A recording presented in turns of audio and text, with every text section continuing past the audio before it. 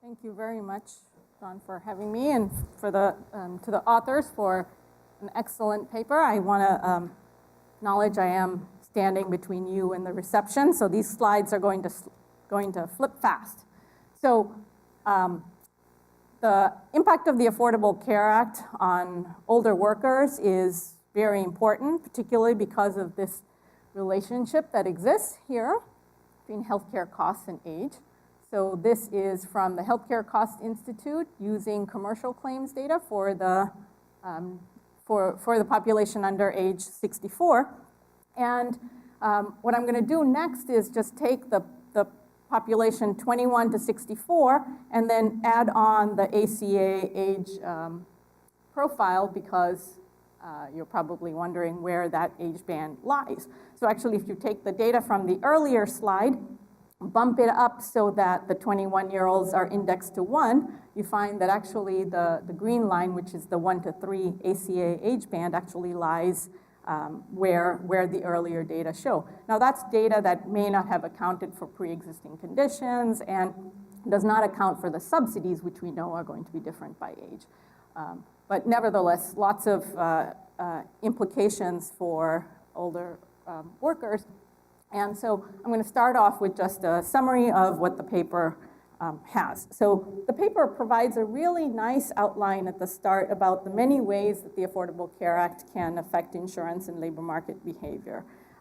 It then uses the American Community Survey data from 2010 to 2014 for populations including the older workers, and looks at a study design that uses many types of variation in the Affordable Care Act. So primarily looking at states with and without the Medicaid expansion. So that takes on the states that are adopters and non-adopters, but we think that there's a lot more variation that can be used, and so they go on then to look at this very clever measure of what the baseline target potential might be in a geographic area because of the extent of uninsurance among people who would go on to qualify for Medicaid expansion. So we know that the uninsurance rate changed a lot from 2013 to 2014. So this is county level estimates that show what it looks like, where the lighter colors are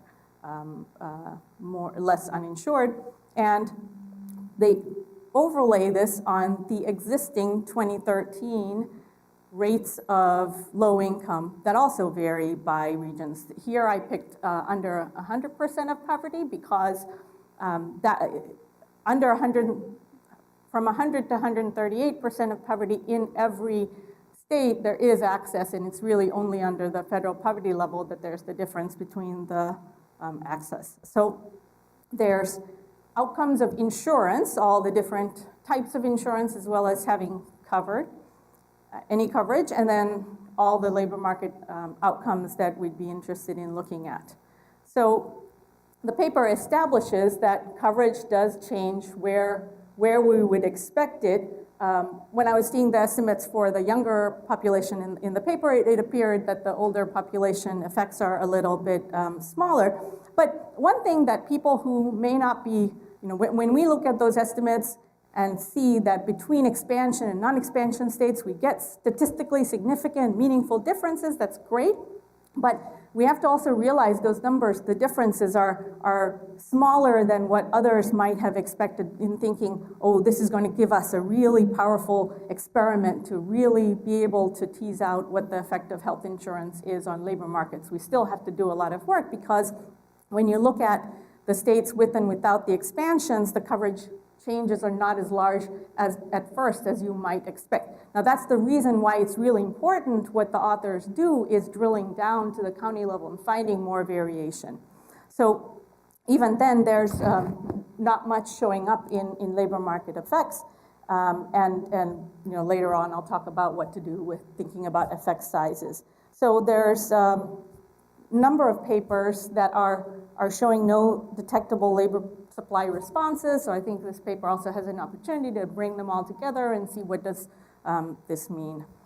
So I wanted to talk a little bit about what the ACA variation is. Some of it the authors have commented on. I want to throw in a few other things. And the first one is not a typo. For thinking about variation among older workers, the young adult mandate might be important because there may be a sense in which parents may be working longer to keep children insured, and so it could be that there's a form of job lock introduced in that sense too. So that'd be interesting to explore. When thinking about Medicaid expansion and labor supply of older workers, it may be that that's actually not where the most power is going to be for us to detect effects, because for the primary avenue through which we think the Affordable Care Act may affect job choices, the job lock story, it has to be that somebody was working in a job with employer health insurance and then decides to exit the labor market, decides to retire in a state that has Medicaid expansion versus not. That person has to be thinking about a retirement state that puts them under the poverty level. So to the extent that there are a few people who go from jobs with employer health insurance to be retired under the poverty level, this is not going to give us a whole lot of power. So there's also more that could be done in thinking about whether you want to just look at effects among everybody when the targeted population is much smaller, so looking at effects among people who are lower income than currently. The paper looks at effects among everybody, even higher income people. So looking at, even if you think that income might be endogenous, we're not as concerned that income is endogenous in this case as with a Medicaid expansion that might be in isolation, because if it were in isolation, we'd be worried that the last dollar means you lose a big subsidy. In this case, you just graduate onto a very generous exchange subsidy if you have higher income. And you could also use other categories like education to separate out effects on people who should be more or less treated. You can also, when in data sets that have longitudinal income like linked CPS, look at baseline income, or you can also in other populations look at changes in for parents versus childless adults, because there are a lot of differences in the new eligibility for the different kinds of demographic groups. I'm also going to show another figure which can maybe provide more variation, which is that not only was there a geographic variation in the extent of uninsurance, but there was also geographic variation in the extent of 2013 eligibility rules. So this is a chart that shows among the expansion states what the FPL threshold for eligibility was for parents in 2013. So the extent to which the topping up occurred is different also across states. But if we think that the marketplace subsidies are where we're going to see the most action, it's a harder thing to measure because we don't have as much of this geographic variation in expansion versus non-expansion states. And so there, we do want to think about how to parameterize income here, because income does make, as you showed, the subsidy you get is dependent on your income. Not just the premium tax credit, but the cost-sharing subsidies also are tied to income. The mandate penalty on top of that. And then there's the geographic variation in the benchmark premiums that other papers have used that could be added onto this.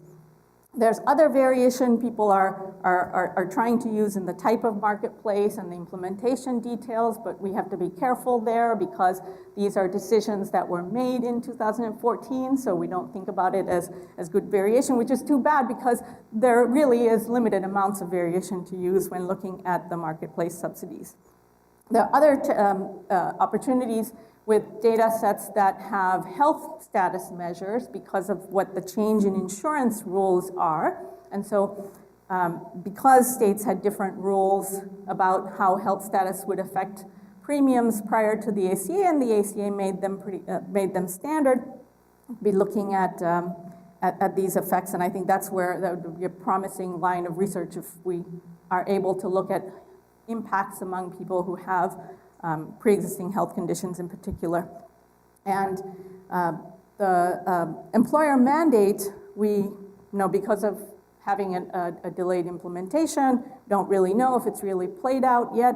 There is, and the American Community Survey doesn't have firm size, so can't exploit it in this data set.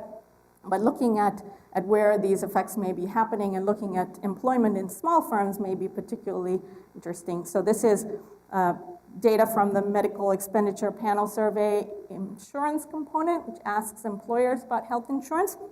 And you'll see this is broken out by firm size, so that the lowest line there is for 50 and smaller.